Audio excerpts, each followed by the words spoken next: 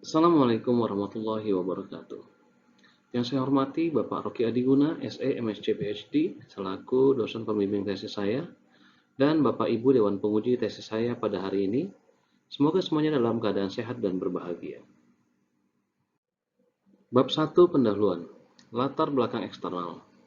Dalam rangka pengembangan wisata di Kota Batam, hal ini sesuai dengan arah sektor prioritas Kota Batam tahun 2020 sampai 2024 kepada 4 sektor, yang salah satunya merupakan sektor pariwisata. Sebagai daerah kepulauan, destinasi wisata di Kota Batam didominasi oleh wisata bahari dan wisata kuliner makanan laut, sehingga menyebabkan kejenuhan bagi masyarakat Batam. Menurutnya PAD dari sektor pengolahan, yang merupakan kontributor PAD terbesar di Kota Batam, sehingga perlu adanya pengembangan dari sektor lain, terutama pada sektor pariwisata. Dan karena letak Pulau Batam yang dekat dengan negara luar, seperti Singapura dan Malaysia, Kota Batam menjadi tujuan destinasi wisata dan belanja pada setiap akhir pekannya. Karena lokasinya yang strategis, karena berdekatan dengan negara tetangga seperti Singapura dan Malaysia, Kemenparekraf memilih Batam sebagai salah satu destinasi yang memungkinkan untuk penerapan travel bubble. Kemudian gambaran umum destinasi wisata di Pulau Batam, yaitu 16 wisata bahari, 15 wisata kuliner makanan laut, serta hanya terdapat 3 agrowisata. Pada awal penelitian, penulis melakukan survei dengan kriteria responden masyarakat yang berdomisili di Kota Batam, dengan tujuan untuk mendapatkan respon mengenai agrowisata apa yang ingin didirikan di Kota Batam. Dan hasil surveinya, dengan responden sebanyak 46 orang, memilih agrowisata anggur sebagai alternatif tujuan destinasi wisata di Kota Batam. Latar belakang internal. Dari segi lokasi, agrowisata didirikan di daerah yang memang dikhususkan untuk agrowisata, dengan pertimbangan untuk pemberdayaan petani sekitar, dekat dengan kawasan terpadu Marina City Batam yang terdapat pelabuhan internasional. Kemudian dekat dengan wisata Kampung Tua Tanjung Riau dan dekat dengan kawasan pemukiman penduduk. Adapun fasilitas dari agrowisata nanti akan terdapat area kuliner, fasilitas seperti musola dan toilet, taman bermain anak, tempat pertemuan atau untuk belajar, area outboard, serta spot-spot Instagramable. Kemudian adapun keunggulan dari agrowisata adalah pengunjung bisa memetik dan mencicipi buah yang sudah matang. Kemudian, tersedia tempat edukasi untuk belajar merawat tanaman anggur dan tanaman lainnya. Kemudian juga bisa menyediakan jasa konsultasi pembuatan kebun, menjual bermacam bibit anggur, serta bibit tanaman bunga dan buah-buahan lainnya. Rumusan masalah. Penurunan PDRB terutama di sektor pengolahan yang merupakan kontributor terbesar mengakibatkan penurunan pendapatan asli daerah, sehingga pemerintah Kota Batam harus mengembangkan potensi-potensi yang ada terutama di sektor pariwisata. Kota Batam merupakan daerah kepulauan yang sebagian besar destinasi wisata merupakan wisata bahari, sehingga terdapat peluang untuk mendirikan agrowisata. Sehingga dalam penelitian ini, penulis mempunyai gagasan untuk merancang model bisnis agrowisata anggur untuk dapat menjadi alternatif destinasi wisata di Kota Batam. Pertanyaan penelitian dan tujuan penelitian. Untuk pertanyaan penelitian, model bisnis seperti apakah yang baik untuk digunakan dalam mendirikan agrowisata anggur di Pulau Batam dalam rangka menarik perhatian dan memuaskan pengunjung? Kemudian, apakah model bisnis agrowisata anggur milik Kia Grape layak untuk dijalankan? Kemudian tujuan penelitian adalah untuk mendapatkan rancangan model bisnis dalam mendirikan agrowisata anggur yang dapat menjadi alternatif destinasi wisata di Kota Batam, dengan menganalisa model bisnis jenis serta menganalisis kelayakan bisnis dalam mendirikan agrowisata anggur di Batam. Manfaat penelitian dan batasan penelitian. Manfaat penelitian bagi peneliti adalah untuk menambah wawasan dan sebagai pedoman dalam menyusun rencana pembangunan agrowisata anggur. Manfaat bagi akademisi adalah untuk bahan penelitian selanjutnya, dan manfaat bagi masyarakat adalah menambah destinasi wisata di Kota Batam dan membuka lapangan pekerjaan. Dan untuk batasan penelitian, penelitian ini dilakukan hanya berfokus pada perancangan model bisnis agrowisata anggur.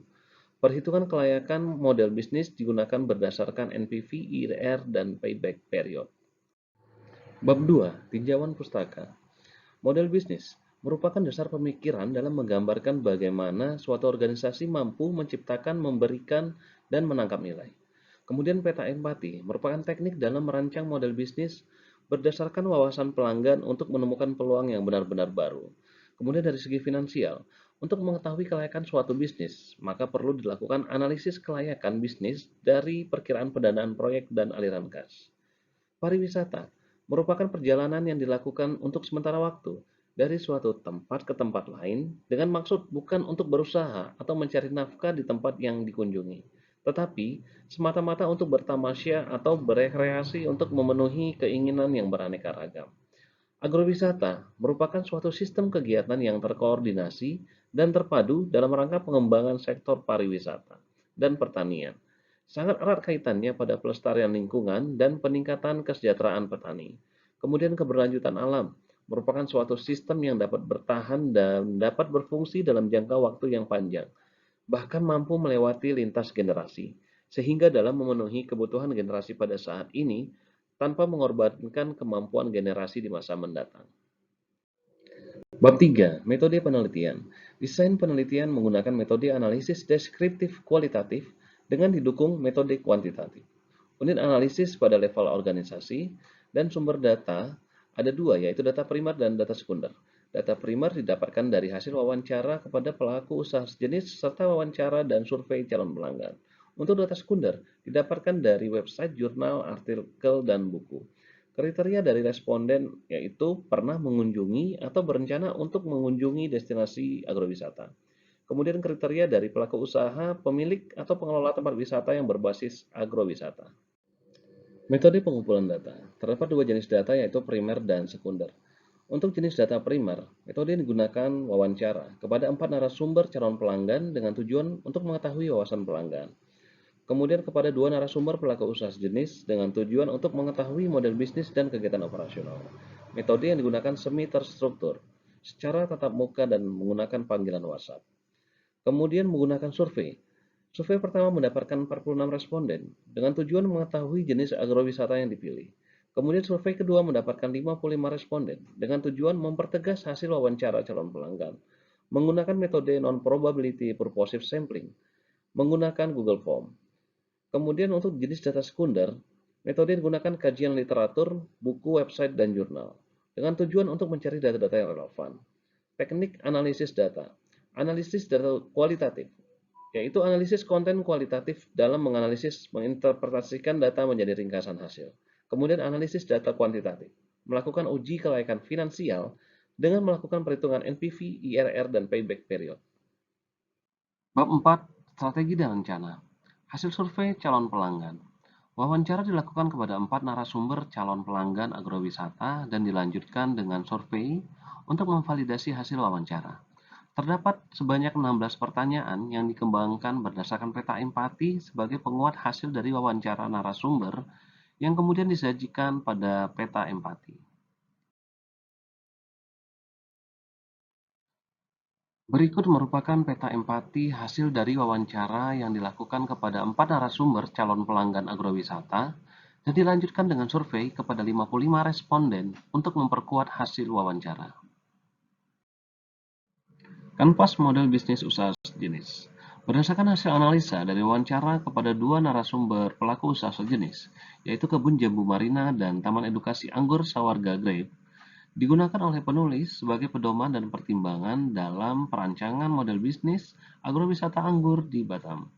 Hasil kanvas model bisnis usaha sejenis dapat dilihat pada gambar berikut. Kanvas model bisnis Melkia Grape.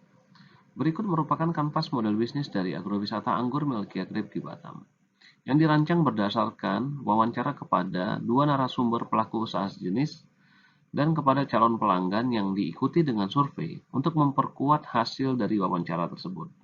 Maka, penulis dapat memetakan hasil analisis ke dalam kanvas model bisnis agrowisata anggur Melkia Grape di Batam. Yang pertama, segmen pelanggan dari agrowisata adalah mass market, yaitu masyarakat dengan berbagai tingkatan umur, lembaga pendidikan dan organisasi, masyarakat yang ingin ikut edukasi budaya tanaman, serta pembeli bibit dan buah. Kemudian proposisi nilai dari agrowisata, yang pertama edukasi tentang tanaman dan membeli bibit, serta konsultan budidaya tanaman. Adanya sensasi memetik dan mencicipi buah. Kemudian terdapat spot-spot foto yang instagramable dan selalu diperbaharui. Kemudian dengan membeli tiket masuk yang terjangkau, Pengunjung juga dapat minuman secara gratis. Kemudian tersedia fasilitas yang memadai dan wahana permainan untuk anak-anak. Saluran digunakan agrowisata untuk memperkenalkan agrowisata yang pertama melalui media sosial, Facebook dan Instagram, serta juga menggunakan TikTok. Kemudian video di YouTube, promosi dengan banner dan baliho, menggunakan influencer, kotak saran, dan kontak center. Kemudian hubungan pelanggan agrowisata dalam menjaga hubungannya dengan pelanggan.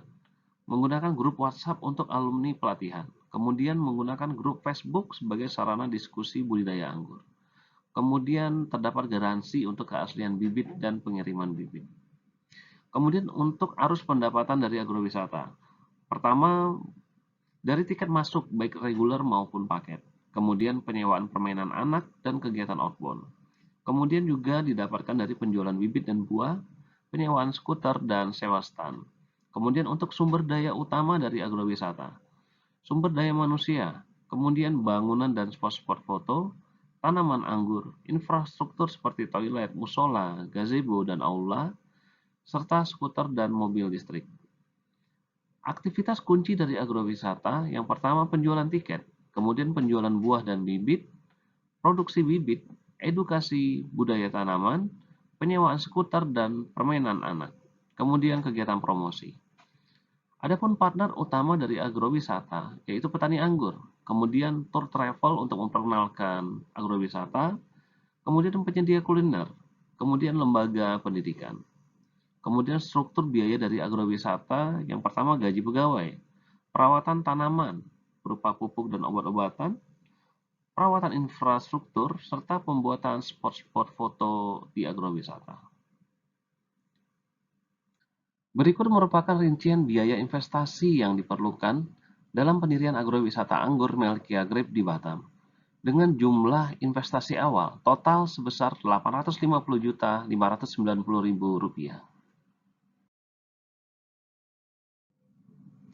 Selanjutnya penulis melakukan perhitungan analisis skenario. Berdasarkan perhitungan yang dilakukan, walaupun berada pada skenario pesimis dengan hasil penjualan turun sebesar 15% dari penjualan normal, model bisnis yang digunakan masih feasible atau layak untuk dijalankan. Hal ini karena nilai NPV masih bernilai positif, yaitu sebesar Rp152.025.257 dengan nilai IRR sebesar 19%, yang berarti masih lebih besar dari WACC sebesar 10% dan suku bunga yang berlaku yaitu sebesar 3,5%, serta tingkat pengembalian modal investasi atau payback period sebesar 3,5, yang berarti pengembalian modal investasi masih di bawah 5 tahun, yaitu dalam jangka waktu sekitar 3 tahun 5 bulan. Bab 5. Rencana aksi, kegiatan dan waktu pelaksanaan. Rencana kegiatan merupakan tahapan-tahapan yang harus dilalui oleh agrowisata Melkia Grape yang terdiri atas dua tahapan, yaitu tahapan kegiatan praoperasional dan tahapan kegiatan operasional. Selanjutnya penanggung jawab kegiatan. Pemilik usaha selaku direktur bertanggung jawab sepenuhnya atas kegiatan yang dilakukan. Direktur membawahi manajer operasional dan pemasaran serta manajer keuangan. Manajer operasional dan pemasaran membawahi 4 orang staf dan 1 orang konsultan yang membantu mengenai pembuatan kebun anggur dan membantu tentang budidaya tanaman anggur. Dan kemudian manajer keuangan membawahi 1 orang staf. Identifikasi dan mitigasi resiko. Berikut merupakan resiko yang dapat diidentifikasi oleh penulis. Yang pertama, angka kunjungan tidak sesuai estimasi dan kurangnya minat masyarakat berkunjung. Kemudian kondisi ekonomi global yang masih lemah karena masih adanya pandemi. Kemudian terjadinya serangan hama yang tidak dapat diatasi.